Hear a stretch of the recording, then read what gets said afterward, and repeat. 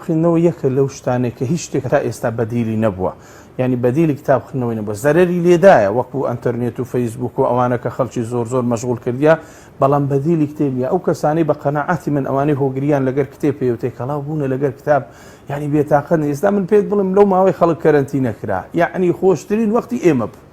بەڕاستی ئەگەر لەبەر ئوموری خەڵک و وەزعی ئەو نەخۆشیە و ئەو وەزعە نەبوایە، ئەین تەماشاکەی لەگە عالەمی کتێب تێکەرا و دەبی وەختت بەش ناکە، نەک بڕی وەڵی بێتاقەت بووم بێزەوق بووم. ئەو کەسەی کە نەیخینتەوە قەت کتابی نەخینتەوە مەکتەبەی ڕاستە لە ماڵە بێزارە بی، ئەوجا خاستەگە خەتی فەیسبووکشی نەمینێ و هەر یەکجاری وێران دەبی و کابرایە دەفەوتێ. بەڵام لێرەمە بەڕاستی کتاب یعنی بەدیلی نییە، تو لەگەر کتاب